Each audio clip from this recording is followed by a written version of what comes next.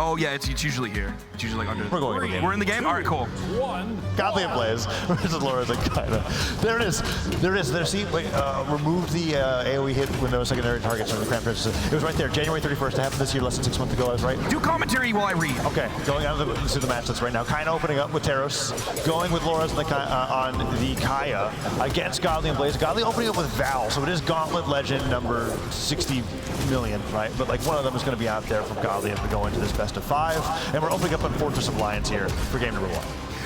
It feels like I've been watching Godly and Blaze for a long time, but we really haven't. They've only played in 4 tournaments this year, 2 of them being official tournaments. Yeah, but they won almost everything. Yeah, right? they won both of it. It just feels like we've seen this team for a long time, but there's actually no history. As Blaze gets knocked out first here, there is no history between these 2 teams, even though we would have expected that. Although, but that's because Godly and Blaze recently hooked up. You can't really have that much history with South American teams because every single tournament they go into, they switch their teammates. Yeah, like logically it makes sense, but like in my brain it'd be like, oh, surely they fought at least once before. But no, because, okay, double knockout there, full team wipe. Blue team's still going to be in the lead here. Kyna's going to be looking for a weapon, waiting for his iframes to expire. It is noteworthy that Godly and Blaze have become a staple name so quickly after like the culture shock that was Acno and Blaze separating. But they have done that very quickly going into the beginning of the year. And it happened so recent ago that it was around the same time that Zariel lost neutral sig on Bo. Look, the way you presented it was misleading. I'm just going to say that. The way you presented it was misleading. Found it in patch notes, it was 804. The way neutral hits, hits both of them off the side of the stage there. What's Kyna going to be able to do here? Sideline to side air, no, Blaze dodges straight in. The ground pound actually punishes the down sig from Blaze. Interesting decision. It's the first time I've seen it get punished in that way. Blaze is usually so careful and so mindful with that down signature. Godly getting knocked out of the side of the stage now as well. Can Loris get this extra damage to the Blaze? Looks like he can. Could go to the edge guard too. Pogo into recovery. Blaze taking so much damage on this last stock. Delight side air, chase off the side. Blaze. Oh, the stomp to punish the recovery. Sidelight, gravity cancel sidelight. Doesn't catch him in there. He's trying to get the dodge in reads. Blaze was dodging in a lot off of those spear sidelights. There's the recovery, not KOing off the top. They do get Kyna. There's the neutral air from Godly. Great juggle. Still behind about the exact same lead that happened when Loras and Kyna lost their first stocks. Yeah, the only weak link here that I'm seeing is that Blaze took a lot of damage at the very beginning of this. Let's see if Godly's able to make up for it. But Blaze being, like in game 1 of the Fiend U set, right? When the support player is the one that's taking the most damage at the start, doesn't really bode that well. Let's see if Godly's able to pick up the slack, but no, instead he just adds more damage on the Blaze instead of helping him. Now that downlight disarms Godly, they continue to weapon starve. Kyna and Loras look like they're in complete control over this game. Blaze gets him by recovery. Godly now in the 1v2, and Loras is chasing him with those nairs. Kyna looking for a stomp to be able to end the stock here, and Godly actually hits him out of the way with a down heavy. Loras was unarmed, so he moved over to the weapon spawn. Couldn't punish Godly after he went into the dash and down heavy. Oh, nice ground pound, splitting up the blue team, but Loras was in the perfect spot. It's like he wanted that ground pound to hit him. A couple notable legend choices here, though, based on what we were talking about earlier. Blaze is going in with the Ulgrim, starting right away with that. Godly is on the Val, not the Rayman that we saw Blood previously. Gauntlets. Blood Gauntlets, still, of course. Like that's the core for so absolutely not a surprise, but something a little bit different than what we saw previously. And then Kyna already starting with the Teros rather than going in with the Barasa. With the Barasa, and we were talking a lot about how the Barasa was having a lot of success yesterday, and so we're just seeing some changes. And I'm sure that the Barasa would have came back if it didn't work out, but they're just trying it with Teros and Kaya at the moment, and it looked great. So let's see what they're able to do here in game 2. Blaze and Godly have got to get some adjustments into this game if they want to be able to take a game if that sidelight nair comes through, and Kyna and Loras actually take a good amount of damage here at the very start of game 2. Except there was a little bit of an interruption that came out from Godly. He ended up hitting Blaze with the recovery that kind of allowed the blue team to escape what could have been much worse. Okay, multiple nairs coming out. Again, coming in with another one. Stop sider in the meantime. Kyna's giving him the room to keep doing it. And now they can get the landing here. The weapon throw stops him from neutralizing Blaze. That's the dodge. Stage. Godly gets sent flying. Kyna really down here on the way back to the stage. No. Gets the neutralite, takes Godly down, and Blaze gets neutralite into weapon throw, into weapon throw, Loras gets it takes him down strictly with throwing the weapon at his head. An amazing edge guard coming out. But Loras hit like what? His combos was 6 down airs and 3 weapons. What a nasty edge guard. First on the right, then on the left. I don't know if anyone can match that freak, Tazza. Oh, down sig pressuring him to go up to the top of the stage. Kyna taking a ton of damage. That weapon throw alley-oop comes through, and Loras actually drifts off the side of the stage just to be able to help Kyna out sooner.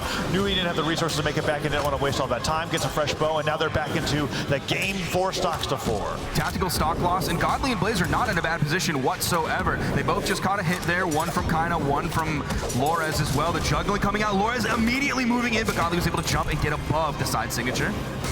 Kind of getting that neutral hit onto Blaze. Godly gets him with the neutral signature coming out from Lorez, but kind of sent flying. Lorez trying to get the stock. Blaze goes for the knockout onto Kyna, and that recovery sends him flying. Another landing coverage here could be huge, but Blaze makes it back down. Lorez continuing to juggle. It's interesting that Lorez is like hitting with a neutral air into the air and then not chasing further with the recovery. He's like, okay, you're gonna come back down to land. I'm gonna let Kyna handle you. Go deal with my boy. I think he wants to be in range close enough to be able to help Kyna out rather than go so far up to chase Blaze on what's not a guaranteed knockout.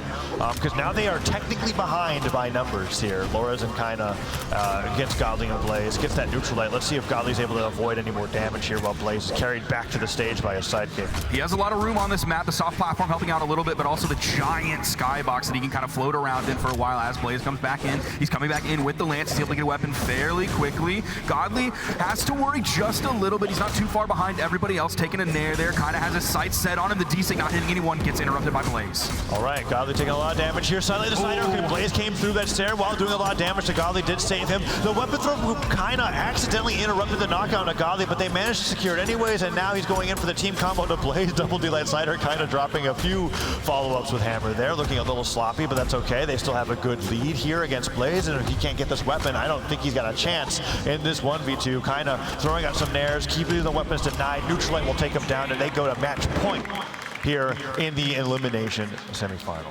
And they felt confident enough, specifically Kyna, to keep throwing those weapons, even if they ended up hitting Lorez, because the more important thing, the #1 priority was keeping Blaze away from a weapon. I might interrupt your flow just a little bit. I might do 1 point of damage to you. That's not a big deal whatsoever, because the most important thing is making sure Blaze cannot touch a weapon.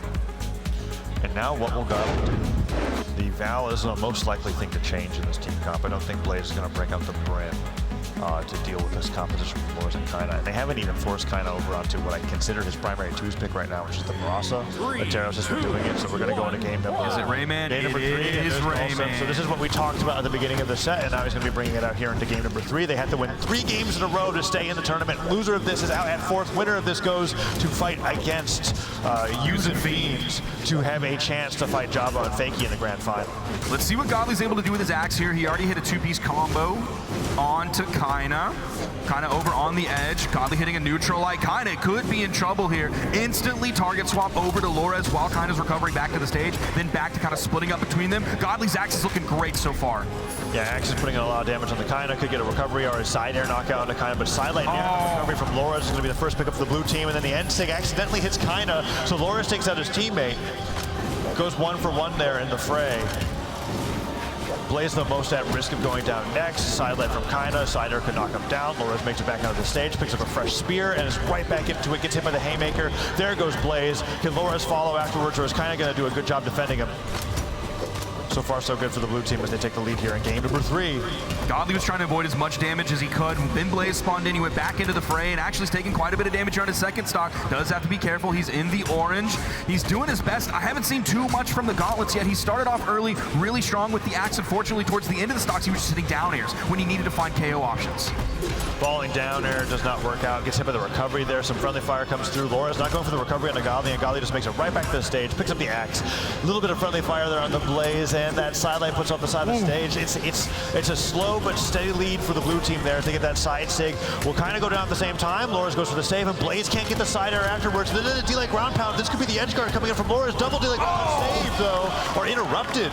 I think Godly ends up hitting Blaze during all of that. So yeah, Lorez not able to get that knockout. Yeah, that was a great save there on his teammate. Now Godly by himself for just a little bit. Lorez, they're both chasing him into the air. There's the recovery coming out from Godly. Not enough to take Lorez off the top. They got to get the second stock from Lorez. And now Kyna is tacking on some damage. Sidelight some nairs, goes up for the recovery. Neutral light from Blaze. Recovery from Lorez disarms Godly. New weapon spawn comes through, but the side stick takes him down. I didn't think he'd get off. I don't know if Blaze can do this 1v2. Let's see what he can do. It's going to be really tough doing this with Lance. You're not able to rely on that sideline neutral air because you're going to get punished almost every single time you do it. Sayers has been getting punished a lot on those as well. Even those neutral lights, there's a D-Light into the side air, kind of chasing behind. They're not able to find what Java and Fakey did earlier, but they don't need it because Lorez is that good to clean it up, giving them the 3-1 victory. Lorez and Kyna making quick work of Godly. Oh, it was a 3-0. Was it a 3-1 or a 3-0? It was a 3-0. It was a 3-0. It was a very fast 3-0. Kyna and Flores are going to be moving out on to top 3 elimination final to fight against Using Fiends. So one thing though that worries me is the follow-up game from Flores and Kyna didn't seem